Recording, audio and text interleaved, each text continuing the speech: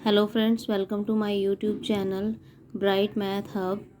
आज हमने क्या करना है, multiplication of a matrix by a scalar and multiplication of a matrix by a matrix and other properties of multiplication.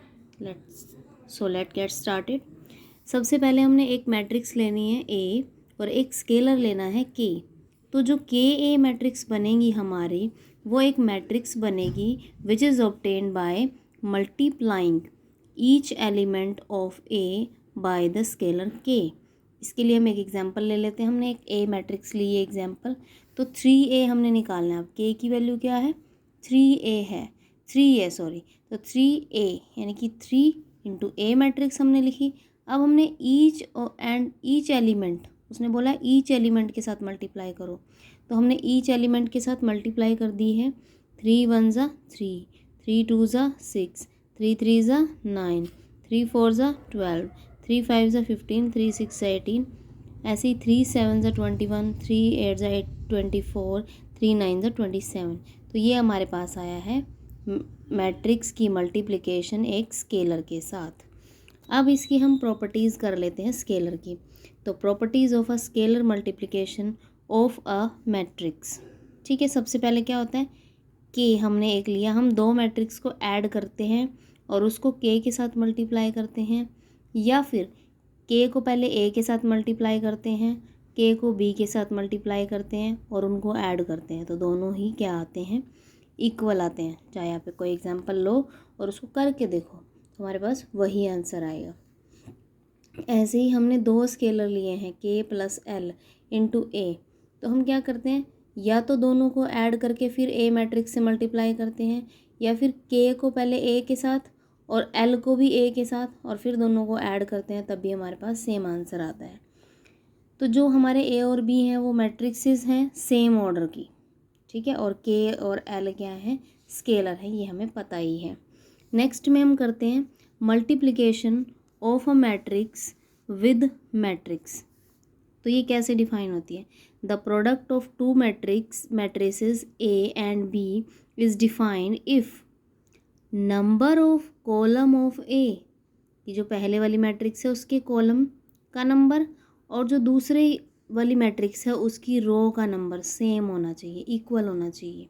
ठीक है, इन अदर वर्ड्स हम कह सकते हैं कि ए इज इक्वल टू ए आई जी। अगर कोई मैट्रिक्स एम क्रॉस एन की मैट्रिक्स है ना, यानी कि नंबर ऑफ रो एम है, नंबर ऑफ कॉलम एन है, तो मैट्रिक्स एंड बी कोई मैट्रिक्स है बी जे के, जिसके ऑर्डर क्या है, एन क्रॉस पी। मीन्स देखो यहाँ पर कॉलम और यहाँ पर रो, पहले वाली मैट्रिक्स का कॉलम, दूसरे वाली मैट्रिक्स का रो इक्वल होने चाहिए, तभी प्रोडक्ट डिफाइन होगा, अदरवाइज प्रोडक्ट डिफाइन नहीं होगा। और जो प्रोडक्ट आएगा वो कौन सी मैट्रिक्स होगी, वो होगी हमारी एम क्रॉस पी की, यानी कि जो ऑर्डर रो और कॉलम जो सेम थे उनको छोड़ के जो फर्स्ट और थर्ड, यानी कि उसका रो और इसका कॉलम, उतने ऑर्डर की हमारी मैट्रिक्स बनेगी। इसका एक हमें एग्जाम्पल करना पड़ेगा। तो कैसे करते हैं, देखो हमने एक एग्जाम्पल लिया है। हमने एक ए मैट्रिक्स ली है 2 क्रॉस 3 की और एक बी मैट्रिक्स ली है 3 क्रॉस 2 की। देखो यहाँ पर 3 है और यहाँ पर 3 है, तो ये दोनों सेम है, इनसे कुछ नहीं, इनका कोई मैटर नहीं है, सिर्फ ये मैटर करता है। ठीक है, तो हमने ए बी को कैसे डिफाइन किया, अब प्रोडक्ट करना भी सीख लो। हमने ए बी लिख रहे हैं तो ए पहले ही आएगा और बी पहले सेकंड नंबर पे आएगा। ये नहीं है कि आप बी आगे लिख दो और ए बाद में लिखो, ऐसा मैट्रिसेस में नहीं होता है। अगर आप ए बी लिख रहे हो तो आपको ए पहले ही लिखना पड़ेगा और बी बाद में ही। तो हमने इसकी पहली रो उठाई, मैट्रिक्स की जो मल्टीप्लिकेशन करते हैं वो कैसे करते हैं, इसकी पहली रो उठाते हैं और इसका एक कॉलम उठाते हैं। तो रो का फर्स्ट एलिमेंट उठाया हमने, उसको कॉलम के फर्स्ट एलिमेंट के साथ मल्टीप्लाई किया। ये देखो 2 इंटू 1। ठीक है, अब हमने रो का सेकंड एलिमेंट उठाया, कॉलम का भी सेकंड एलिमेंट उठाया, 1 माइनस 1 की मल्टीप्लिकेशन करो, ये ऐसे ही थर्ड एलिमेंट। अब ये बात ख़त्म हो गई है, बट अभी ये रो चलेगी, यही रो यही लेनी है। अब उसकी मल्टीप्लिकेशन हमने सेकंड कॉलम के साथ करनी है। किसके साथ करनी है, सेकंड के साथ। तो देखो 1 इंटू 7 माइनस -1 × 1 और 2 × -4। ये देखो हमारे पास आ गया ये। ऐसे ही हमने सेकंड रो उठानी है, ठीक है। सेकंड रो उठाई, सेकंड रो की फर्स्ट कॉलम के साथ 0 × 2, 3 × -1 और 4 × 5।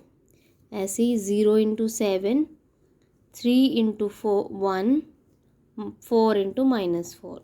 इनको ऐड सब्ट्रैक्ट जो भी करना है वो करके हमारे पास ये देखो 2 × 2 की आई। किसकी आनी चाहिए थी? देखो ये m है और ये p है, तो 2 × 2 की आनी चाहिए थी, जो कि हमारे पास आई है, ठीक है। अब हम कुछ प्रॉपर्टीज़ कर लेते हैं मैट्रिक्स मल्टीप्लिकेशन की मैट्रिक्स के साथ। जो एसोसिएटिव लॉ होता है 3 मैट्रिक्स के लिए होता है। तो अगर हम ए बी सी निकाल रहे हैं, उसको मैं अगर ए और बी को पहले मल्टीप्लाई किया और बाद में सी से मल्टीप्लाई किया, और अगर हमने बी को सी से मल्टीप्लाई कर दिया और ए को बाद में मल्टीप्लाई किया है ए के साथ, तो ये सेम ही होगा, ठीक है। डिस्ट्रीब्यूटिव लॉ, अगर हमने लिखा है कि 2 मैट्रिक्स को हमने ऐड किया है, पहले 2 मैट्रिक्स हमने ऐड करी, उसके बाद उसको ए के साथ मल्टीप्लाई किया, या फिर ए को बी के साथ मल्टीप्लाई कर दो और ए को सी के साथ मल्टीप्लाई कर दो और उनको ऐड करेंगे, तब भी हमारे पास सेम आंसर आएगा। सिमिलरली ए प्लस बी करो और सी के साथ करो, तो इसका आंसर क्या आएगा? ए सी प्लस बी सी, तो ये भी हमारा सेम ही आएगा, ठीक है। उसके बाद है next, existence of multiplicative identity. Means हमने ऐसा करना है, हमने कुछ ऐसा करना है कि किसी मैट्रिक्स को मल्टीप्लाई करें हम किसी मैट्रिक्स के साथ, वही मैट्रिक्स आ जाए ए, तो आइडेंटिटी, तो वो क्या होती है? आई होती है। आइडेंटिटी मैट्रिक्स को अगर हम किसी भी मैट्रिक्स के साथ मल्टीप्लाई करते हैं तो हमारे पास वही मैट्रिक्स आ जाती है। तो एडिटिव आइडेंटिटी आ गई है, मल्टीप्लिकेटिव आइडेंटिटी आ गई है। नोट कि मैट्रिक्स मल्टीप्लिकेशन कॉम्यूटेटिव नहीं होती है। क्यों? क्योंकि A B not equal to B A. इसके लिए आप कोई भी एग्जांपल लो, पहले ए को आगे रखो और बी को पीछे, फिर बी को आगे रखो और ए को पीछे, तो ये सेम कभी भी नहीं आएगी। और एक और नई बात आई है इसमें कि zero matrix as a product of 2 non zero matrices, कि हम ये नहीं कह सकते कि 2 मैट्रिक्स को अगर हम मल्टीप्लाई कर रहे हैं तो उनमें से कोई एक ज़ीरो होगी तभी उसका आंसर ज़ीरो आएगा। नहीं, 2 नॉन ज़ीरो मैट्रिसेस भी क्या हो सकती हैं? मल्टीप्लाई होके वो ज़ीरो हो सकती हैं, ठीक है। हम ये नहीं कह सकते कि अगर 2 मैट्रिक्स का प्रोडक्ट ज़ीरो है तो उनमें से कोई एक ज़ीरो होगी या दोनों ज़ीरो होंगी। वहाँ पर हम कह सकते हैं कि वो दोनों नॉन ज़ीरो भी हो सकती हैं, ठीक है। तो ये देखो, इसका एग्जांपल हमने ए की वैल्यू ली है, बी की वैल्यू ली है और ए बी निकाला है। इनको मल्टीप्लाई करने पे हमारे पास ज़ीरो मैट्रिक्स आ रहा है, ठीक है। तो ये एक प्रॉपर्टी थी नई। थैंक यू गाइस, आज के लिए इतना ही। नेक्स्ट वीडियो में हम करेंगे इसी का ही हम नेक्स्ट पार्ट करेंगे, जिसमें हम ट्रांसपोज मैट्रिक्स, क्यू मैट्रिक, ये सब सीखेंगे। ओके, तब तक के लिए like share subscribe my channel and for more video तो सब्सक्राइब मोर एंड मोर, ठीक है। Thank you.